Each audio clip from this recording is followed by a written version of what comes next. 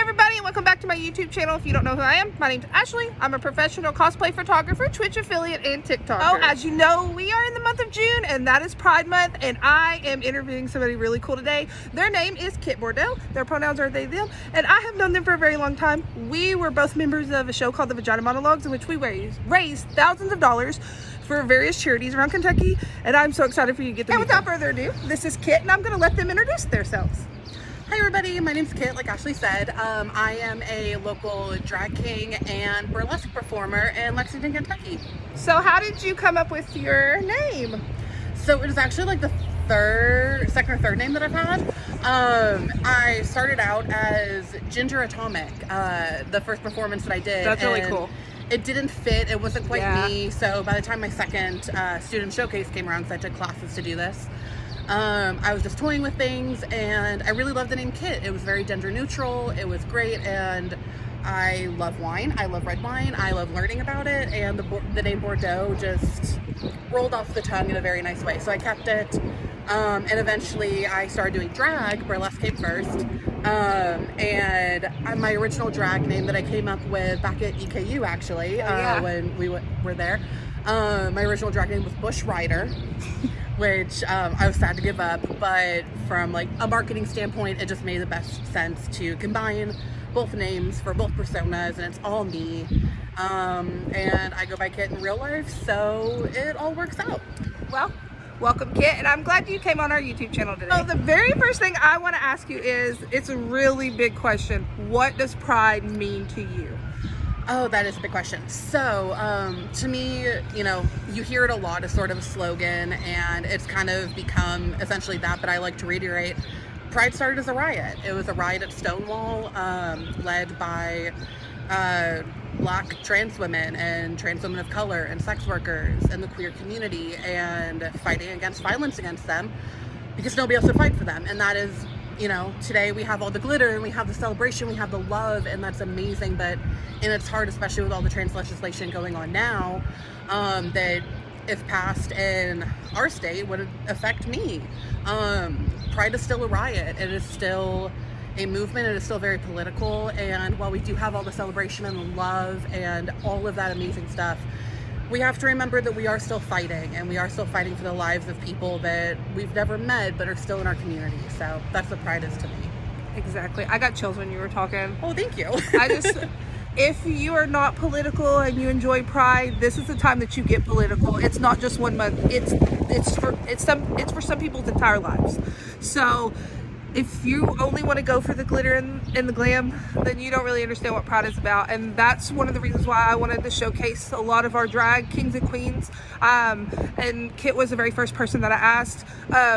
And it took us a while to get this, you know, going. And I'm so glad that we're doing it in Pride Month, because I feel like this is the time that everybody is kind of focused in on it, because it is so commercialized right now. So, yeah. For the video reference, I just like got soot from the wall on my eye, and I had to wipe it off, so I don't have a black eye. The next topic I want to get into is also kind of a tougher topic, but right now in the media, drag kings and queens are being shown in such a negative light. What can you say to the viewers of this about drag that disproves this, pretty much? Yeah, so from a personal experience, in the wake of all of the, you know, anti-trans legislation, anti-drag legislation, there's been a lot of pushback from, you know, people who aren't fans of the queer community. I've had a show canceled because of it. We were going to do a family-friendly show, and it got canceled because we didn't want to risk the safety of the families and the children who were coming, which just goes to show you the real danger isn't us, it's the people who are coming in to, you know, fight us, basically. Exactly. But the drag community and the performing arts community that I've been in has just been so amazing, so welcoming, so supportive. I feel like queer people talk a lot about found family. Yeah. And that's the perfect word for it. It really is. Just, you know, being in the green rooms and getting ready for shows and just learning from the drag queens that I'm on shows with, because there are a lot more drag queens than drag kings. It's just a thing. Which isn't to say there's not a lot of drag kings. There's a lot, and they're amazing, and they're incredible, and they're so talented. Please go look them up. Yes. They deserve all the love and praise. But yeah, it's just a wonderful community of love and just learning about each other, learning from each other, and just creating cool, weird, goofy art, which I really love. I was talking to a drag friend of mine before I came here about just this very stupid idea that I had for an act, and they're just like, that is the dumbest thing I've ever heard. Please do it. Yeah. Which sums up a lot of my experience in the drag community. I'm fairly new to drag. I've only been doing it about a year. I've been doing burlesque for about 2-ish years now. So I'm still fairly new. I'm still learning a lot, but it's been life-changing. It's been incredible. And to people who, you know, to the people who are very against it, say that we are indoctrinating or whatever, that ain't it. I was raised by straight people in a religious small town. I didn't grow up that way. That doesn't affect it. We're not turning kids gay. You're born that way. That's just not how things work. You're born loving who you love. The biggest thing for me, and I don't mean to I'm sorry if I cut you off. Oh no, you're fine. For me, like when people ask me, because I'm demi ace, which if you don't know what that means, it means that I don't have a sex drive and I don't have a desire to be with a partner, and I'm a member of the LGBTQ community. And when I sit back and I think about drag queens and drag kings and their art and their show, it's no different than cosplay, which is why I wanted to highlight drag queens and kings on my channel this month. Because when you look at their art, they're creating costumes, they're doing makeup looks, they're creating skits, they're doing acting videos. They are constantly in classes improving their skills, their art, and their talents. What is the difference between that, theater, and cosplay? There's not a difference. And the overlap is astonishing. Mm-hmm. There's a whole, from a burlesque perspective, there's a whole subsection of it called nerdlesque. I have a lot of friends who are gearing up for that, for a con right now to do nerdlesque. We have a Star Wars show that an acquaintance of mine produces every year that is Star Wars variety, and we do drag and we do burlesque. We had a burlesque act of a bunch of droids. Oh, wow. And it was incredible, and it was cosplay, and it was all of it rolled into one, and it's really incredible seeing all those art forms mesh in such a weird and unique and amazing way. And I really think that the only difference that people see, and these are the people who are deeming the drag community and trans community as, let's just say, demons, because that's the word I hear a lot, especially growing up in the Bible Belt. The only difference between theater, cosplay, drag, and the art is because of who they love. Not to be bad representation, but for anybody who's zooming in on the video, I do 100% have my little demon earrings today. Didn't think about that until just now. Whoops. I'm wearing shrooms. Does that count? Yeah, I almost wore my mushroom earrings. I have little green ones. Anyway. So the conversation has steered really into art now. Yeah. And tell me a little bit about the process of how you build your drag personas and your burlesque personas. Yeah, burlesque is a little bit more fluid for me than drag.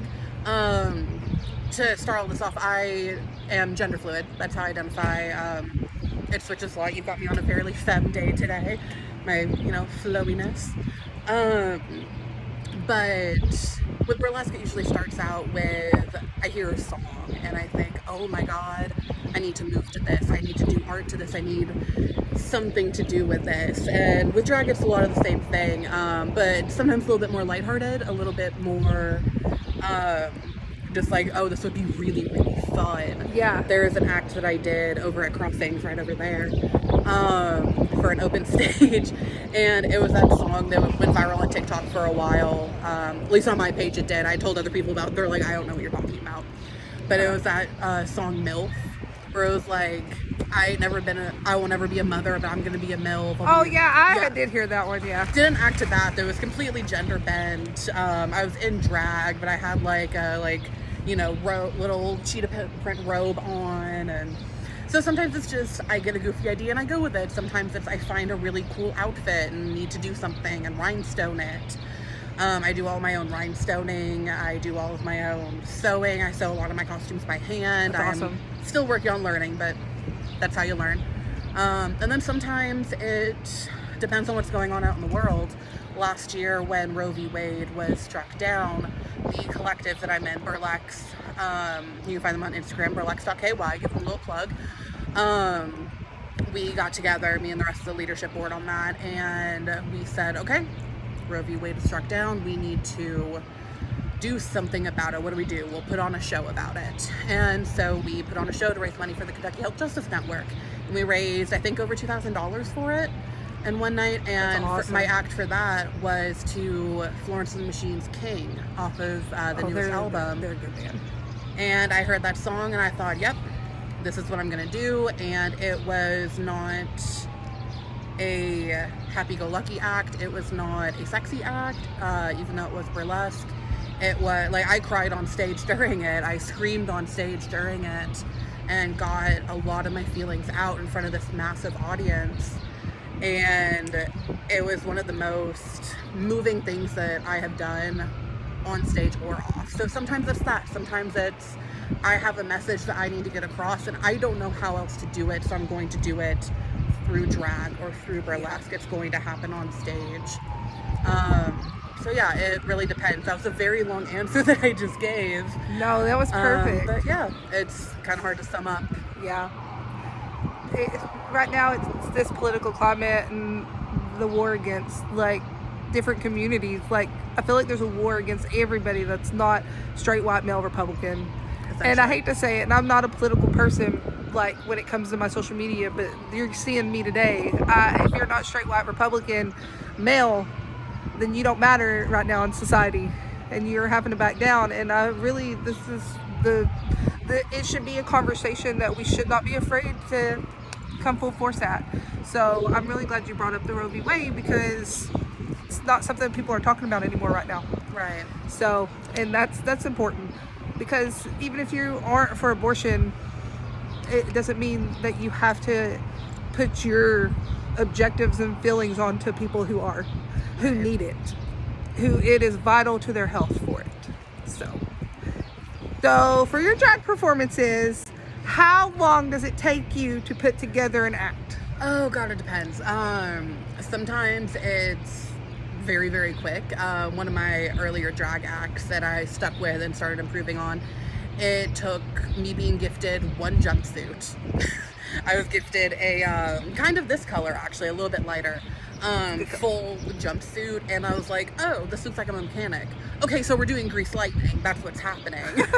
And it was like, boom, and I'll like take some choreography from the movie, and I'll like work in when to get tips from the audience here, when to go out in the crowd, and I had it like that. And like, you know, the first performance is never the best performance. I've improved upon it. I like rhinestoned the whole thing with lightning bolts on it and all of that. It looks a little Elvis-y now. So sometimes it's as quick as that. And then, for example, I'm performing at Pride, both drag and burlesque. For Pride, I've had this idea for a long time. Just haven't had the right way to do it. And I've been doing choreography for a couple weeks now on it, and I just got the stuff to make the costume, so it's taking a while on that. Yeah. With burlesque, I take classes. I'm in an intermediate class for burlesque right now, and that's an 8-week course, so I have 8 weeks to develop an act, and of course that's going to be more nuanced, more detailed. The costume's going to be more elaborate. So again, I feel my answer for these people being like, oh, it depends, but it depends. That's art. That's art. Yeah, that's art. And I think you're giving really good answers for people who are interested in maybe joining burlesque or drag. Absolutely. And they have nowhere to start. If you were talking to somebody who didn't know where to start, what would you suggest? What advice would you give them? So for drag, my advice is start going to drag shows. Start talking to the queens and kings and the performers, and just saying, hey, this is really cool what you do. Like, maybe buy them a drink, give them lots of tips. They're gonna talk to you more. If you know, this is an expensive hobby performance avenue to have. Tip your performers. But yeah, just ask them. That's how I got a lot of information. Just being like, hey, you did awesome up there. I love that thing you did. How do I get started? And a lot of them will be like, oh, come to an open stage. And so that leaves you with, okay, cool. What do I do before that? YouTube. Go watch drag performer videos. Find a performer who is performing within the gender you want to perform in, and find somebody with your face shape. That was something. I have a very round face. A lot of drag king performers on YouTube do not have round faces, so it was very hard for me to figure out how to do the contouring and the eyes to make it look good on my face. And then just practice before you even go up on stage. Send pictures to your friends, see what they think. I cannot tell you how many nights I've just been like at home and be like, all right, cool, we're gonna make my face look crazy right now, and just start throwing makeup on it and just see what happens and see what I like, see what I don't like, take pictures and combine things and just see what you like, and then get up there and have fun. All drag is valid, all drag is important, all drag is amazing, so do you. And yes. Yeah. All right, so we've reached the end of our video. I'm gonna let Kit Bordeaux shamelessly plug themselves. So yeah, Kit Bordeaux, I'm on Instagram at kit.bordeaux. And on Instagram, you can find my link tree. I've got my TikTok. I've got all that stuff on there. So just one-stop shop. Give me a follow. If you want to book me for a show, send me a DM. And yeah, I hope to see you all out there. I'm gonna show you all this crazy street art that you've been seeing in the video. That's the front view. That's what we were looking at. But look at all this. The wonderful Kit. My giant coffee. Coffee good. Coffee great. I love this so much. If you follow my photography, you've probably seen the snake in a few shots. We're vlogging now. You're at the point of the video where we vlog. Huh? I've got a picture saved. I think it's on Facebook. And it's you holding the camera at that angle in front of a girl in Richmond. The first photo shoot you've ever done. Oh, we need to. I'll find it and send it to you to put it in here. Yes. If I can't figure out how to put a photo in this video, we'll link it.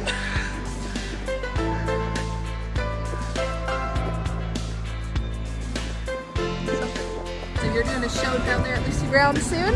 So I'm doing a show that is connected to Lucy Brown. Every month we have the second Thursday of every month there at Last Night with Lucy Brown and Crossings. Coffee and drinks are over here. Then everybody migrates over to Crossings for a little bar hop. And then there's entertainment and drinks and it's fun. And next month I am doing burlesque at Last Night. And I'm so excited. I've been going to the event for like a year now.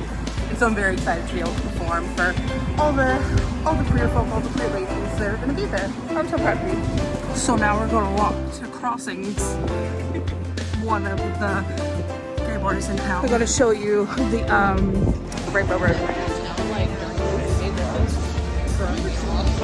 I'm always down here. And I'm always sober. The infamous limestone with Rainbow Road.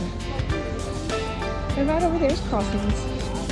We're standing, walking on Rainbow Road. Okay, so this is Crossings.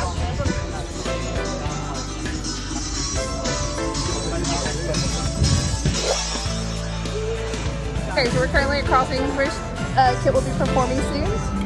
Yeah, so second Thursday in July, I'll be performing here. I'll be doing burlesque. And then on Saturday, June 24th, I'll be performing at Pride. I'll be doing drag in the family-friendly room, and I'll be doing burlesque in the 18 and plus room. And then on July 7th, I will be at Rock House Brewing here doing my student showcase and doing a new act for burlesque. So you can catch me all over, but come check this place out. It's amazing. I love it. Come see it. Also, if you're at Lex Pride next weekend, come find me too. I'll be running around there with the camera around my neck. I would like to thank Kit Bordeaux once more for coming onto my YouTube channel, and also look at that outfit. I love their Femi look today. And once again, my name is Ashley. I'm a professional cosplay photographer, Twitch affiliate, and TikToker. If you like this video, give it a thumbs up. And if you didn't, and you give it a thumbs down, thanks for the algorithm boost. And we will see you in the next video. Bye.